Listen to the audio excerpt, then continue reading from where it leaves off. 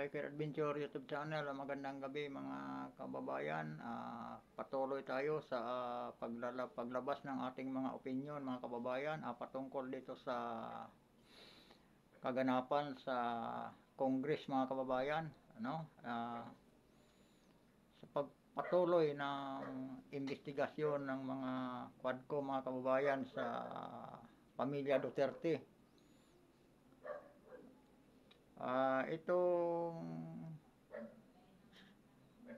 Itong ginagawang Quadcom hearing mga kababayan sa patungkol sa EJK ni dating President Duterte.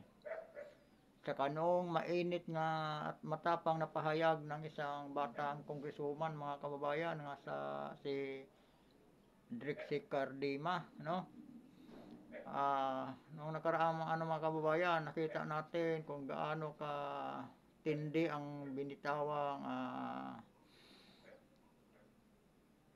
salita ni Drixie Cardima mga kababayan, yung sa kanyang pagsasalita laban sa ginagawa ng mga Quadcom mga kababayan, nag-react ang mga kababayan, mayroong sinasabi si General Acop mga kababayan. Pakinggan natin mga kababayan ang sinasabi ni General Acop. Kidnappers, durugista at terorista. In behalf of the Duterte Youth Party List, kami ay nagpapasalamat sa todong suporta ng Pangulong Duterte at VP Sara Duterte sa mga tropa ng gobyerno at sa pagdurog nyo sa mga kriminal, durugista at NPA na terorista. Yun lang po. Maraming salamat po, Mr. Chair. Thank you, Congresswoman. Salamat, ma'am. Mr. Chair. Bawal po pumalakpak dito. Kung gusto niyo pumalakpak, doon kayo sa labas. Maaari ba? Mr. Chair. Kita mo mga kababayan, palakpakan kasi mga tao mga kababayan. Ibig sabihin, bihira sa kanila ang salita mga kababayan nga nagpalakpakan ang mga tao. Dito ko lang mga kababayan nasaktan, di ba? Nagalit na inis na, nagpalakpakan yung mga tao. Bawal daw pumalakpak mga kababayan. Ibig sabihin, nagugustuhan ng audience yung pahayag ni Cardima mga kababayan. Nagustuhan at nasaktan ang Quadcom dito. Kaya itong counter ni mga kababayan ni General Acop, Romeo Acop. Wala akong bastusan dito, ha? Sige, Congressman Acop, you're recognized. Thank you, Mr. Chair. I beg to disagree with my colleague. Kasi bata pa siya. Ako, I have given up my life for this country. The former president is only 2 years older than I am. But I have been fighting for this country. I was a member of the Philippine Constabulary and became a policeman after Republic Act 6975 was enacted. This statement of my colleague betrays her ignorance. Kung gusto po niya na magpa-imbestiga, mag-file siya ng resolution and maybe refer to the appropriate committee to be fair with her. She's a congressman. She knows the rules. However, your statement or your statements betray your ignorance of our rules here in this House of Congress. So I beg to disagree, Mr. Chair, na sila lang ang nakikipaglaban at marunong nakikipaglaban sa kalaban. As I've said before, I have given the most part or most years of my life fighting the enemy of this country. Thank you, Mr. Chair. Thank you, Congressman Acop. Yes, let me emphasize na Kita mga kababayan, nag-react si General Acop. Ito si General Acop mga kababayan. Isa atong warrior, Isa itong sundalo, isa itong member ng Philippine Constabulary mga kababayan or PC, bago tayo magbigay ng opinion mga kababayan sa sinasabi ni General Acop. Magbigay muna tayo ng opinions patungkol dito sa sinasabi niya. Tinatawag niyang ignorant si Cardima, mga kababayan, di ba?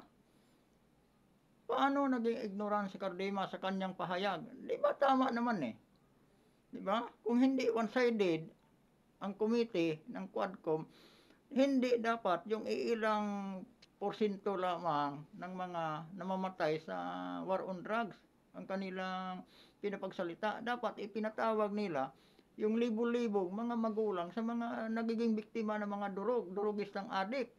Di ba? Parang patas. Ang nangyari talaga, binaliwala nila ang mga inosenteng sibilyan na biktima ng mga adik. Ang kanila ngayong talagang pinoprotektahan ay ang mga adik na namatay. Walang kwenta yun, mga kababayan. Masama mga sabihin nga. Dapat naman talagang patayin yung mga walang kwentang mga sa lipunan, di ba? Nagbibigay na lang ng perwisyo sa mga taong bayan. Ito, balikan natin ang sinasabi ni General Acop. Halos daw buong buhay niya, inaalay niya sa ating bayan. No? Mahal niya. Tama, totoo yun. Kasi isa siyang sundalo, isa siyang combat officer, mga kababayan. Isa siyang, dating membro ng Philippine Constabulary. Pangalawang beses ko na ito nga sinasabi ni pinagmamalaki ni General Acop. Halos buong buhay niya, inaalay niya para sa bayan. Dito tayo ngayon, mga kababayan. No? Ito din ang sinabi niya dati kay Dr. Badoy at saka ni Eric Silis noong sila pinatawag din dito sa Congress na to, patungkol doon sa pagtanong nila kung totoo ba nga 1.8 billion ang ginastos ni Congressman Martin sa kanyang biyahe. Yung sila, mga kababayan. Narinig ko rin ito, sinabi ito ni General Acop, no? Pati daw siya nag-alay ng kanyang buhay. Ito, mga kababayan, tama yung sinasabi niya. Pero nakipagpatayan siya sa mga NPA noong siya'y active pa sa sundalo. Pero ngayong nasa kongreso na siya, mga kababayan, nawala ang tapang niya. Diba? Para silang yumuko sa itong tatlong legal front ng mga CPP, NPA. Yun ang hinahanap nila noong sila ay active pang sundalo. Tinahak-tahak nila ang matirik na mga kabundukan upang hanapin lang itong mga grupong ito, mga kababayan. Noong napunta siya sa kongreso, dito kasama niya na ang mga legal front ng mga NPA. Pero anong ginawa niya? Diba? Wala siyang ginawa. May ginawa ba siya? Tama yung sinasabi ni Congresswoman Cardima. Bakit inimbestigahan yung pagpatay ng mga NPA sa mga inosenteng civilian, sa mga pulis at sa mga sundalo? Bakit hindi kumibo? Andyan si General Acop, ang sabi niya. Kasasabi nga lang din niya, hindi lang daw sila si Congresswoman Cardima ang nakipaglaban sa mga kalaban. Pati daw siya, sabi niya, halos buong buhay daw niya, inaalay niya para sa bayan. Pero sa ngayon, bakit tiklop siya? Tila tumiklop siya. Pati pa nga si General Bato de la Rosa, mga kababayan, ganun din. No? Lahat ng mga general nga nag-retired at napunta dyan sa politika, wala na, mga kababayan, naubusan ng tapang. Di ba? Hinahayaan nila ni General Acop kung ano-anong ginagawa ng mga legal front dyan sa dyan sa Congress. Yun pa nga ang nasusunod Sumusunod sila, sunod-sunulan sila sa tatlong legal front yan sa Congress. Dati marami yan, mga kababayan. Nang dahil sa programa ni PRRD at saka sa programa ni Eric Silis, laban kasama ang bayan, unti-unting naubos, unti-unting nagising ang mga tao, mga kababayan. Hindi na nakalusot noong eleksyon ang iba pang mga party list nga kasangay ng mga kilusan ng CPP-NPA, mga kababayan. No? Tatlo na lang yung natira pang-apat si Rizal Tiberos, mga kababayan. Tingnan mo yung mga na yan. Sila ngayon ang umatake sa mga Duterte. Alam niyo kung bakit? Unang-una dyan, ang confidential pa ng Vice President. Yan ang kinakatakot ng tatlong tatlong legal front ng CPP-NPA. Kasi yung confidential fund ng Vice President, mga kababayan, yun di ba? Kumbaga nangungulikta na yun, mga kababayan, ng impormasyon patungkol dyan sa natitirang mga mga kababayan, mga kalaban ng Estado. Kasama na dyan ang CPP-NPA. Yung kanilang pagpapalakas muli, mga kababayan, yung kanilang pang-re-recruit, yan na yun ang ni BP Sara. Kaya pagdating ang panahon nga si BP Sara na ang maging presidente mga kababayan, hindi na siya mahirapan kasi nakuha niya na ang impormasyon patungkol diyan sa grupong iyan. Ang impormasyon patungkol diyan sa mga kalaban ng gobyerno. Kaya yung mga legal front na yan mga kababayan, di nyo ba napansin pagdating sa Quadcom hearing, yun sila ang umatake sa mga Duterte. Alam nyo bakit mga Duterte talaga ang nakakasira diyan sa grupong yan? Diba? Ilang presidente nang ang dumaan. Walang nagawa pagdating diyan sa problema ng insurgency. Pero nung pag-upo ni Duterte, napiste sila mga kababayan. No? Humihina sila. Noong itinatag na nito President Duterte ang LTF-LCAC mga kababayan, na siyang nagdi-develop sa mga liblib mga barangay, doon na sinusuportahan na ang mga kanayunan nga hindi na abot ng tulong ng gobyerno, ginagawaan ng paraan ni PRRD mga kababayan gamit ang programang LTF-LCAC. Oh. Diba? Tapos sa tulong ni Dr. Badoy at saka ni Eric Siles at ibinunyag sa kanyang programa sa SMNI nga laban kasama ang bayan, yun mga kababayan, nahubaran ng maskara itong mga grupong ito. Pero may tatlo pang nakalusot na titira. Si Franz Castro, si Arlene Brosas, at saka si Raul Manuel. Sa recruiting ng mga kabataan, mga kababayan, sa mga university, yun si Raul Manuel ang mga kababayan. Diba? Bakit yan si General Acop? Wala siyang ginawang aksyon dito sa na to. Ang sabi pa niya ni Cardima, dapat daw hindi mag-file ng resolusyon para magbuo ng komite upang maimbestigahan ang grupong ito. Kung mag-file ba si Cardima ng resolusyon, sigurado bang pagbibigyan nila? Diba? Tandaan natin mga kababayan, ang ginawa nila kay kay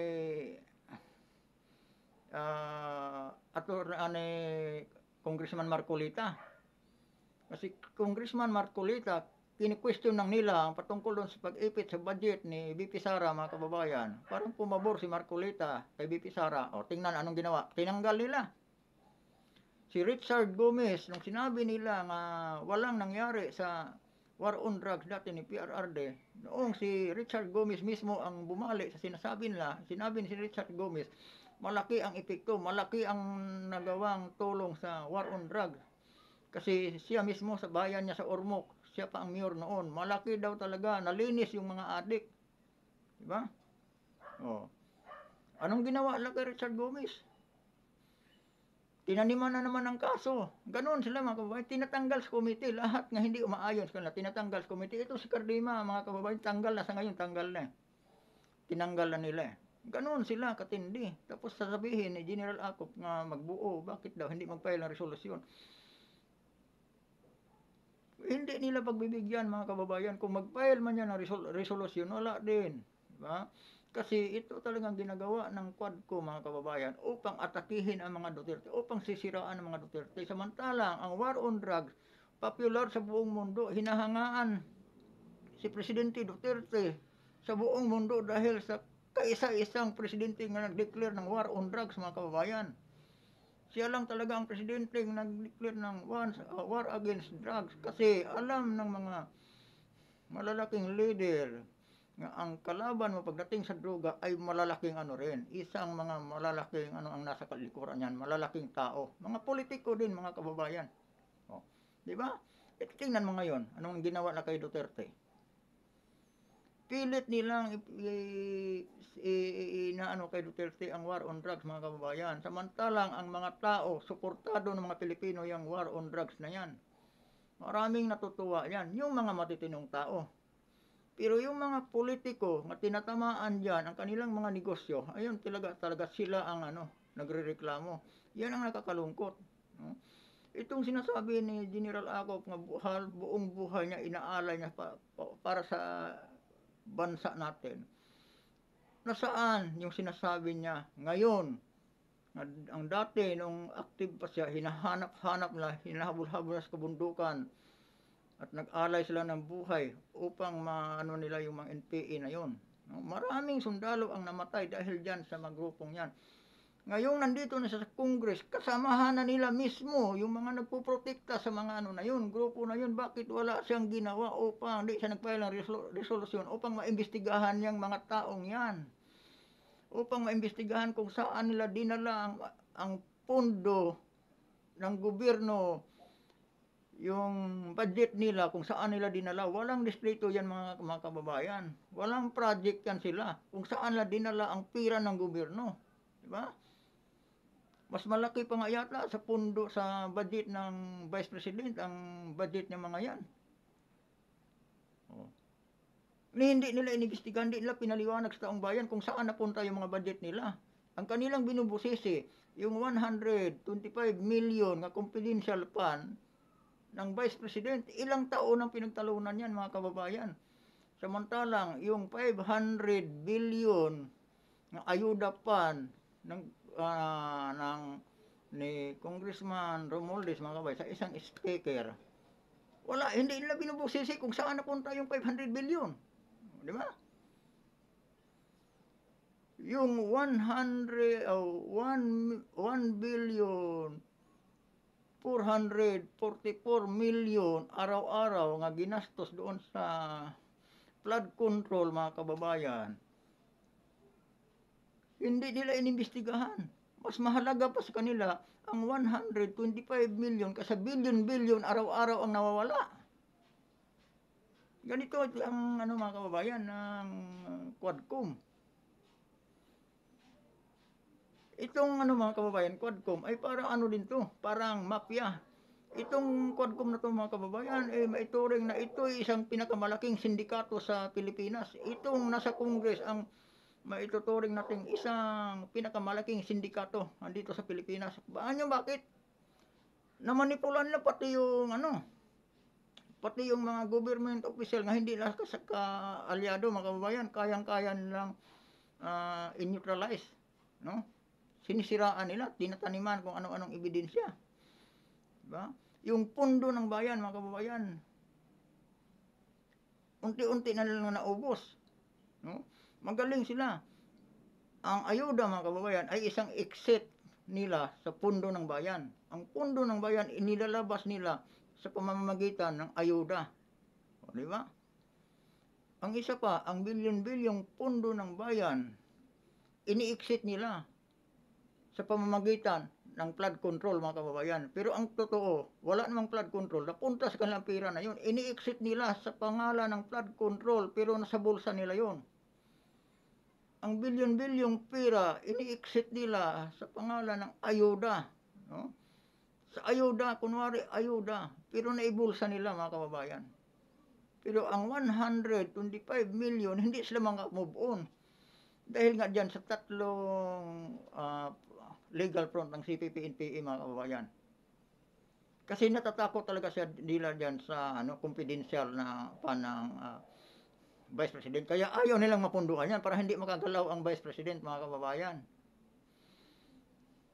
Mga kababayan, hanggang sa sunod muli nating tatalakayin ang iba pang sa issue na to mga kababayan. Mahaba pa to at wala na akong oras mga kababayan. Umabot na naman ako ng halos 20 minutes. Hanggang sa sunod na lang muli mga kababayan at samahan niyo uli ako sa susunod kong video. At maraming salamat sa pagpa-unlock nyo dito sa aking YouTube channel. At sa muli mga kababayan, Biker Adventure YouTube channel. At magpapasalamat ako sa inyo. At saka sa bago kong subscriber mga kababayan, may nadagdagan ng 3 aking subscriber. At maraming salamat. At sana yung mga hindi pa nakapag-subscribe, paki-subscribe naman mga kababayan. Kailangan ko yung subscribe ninyo. At saka salamat din sa mga viewer ko nga hindi nag-i-skip ng ads. Magandang gabi sa inyong lahat mga kaibigan. Paalam.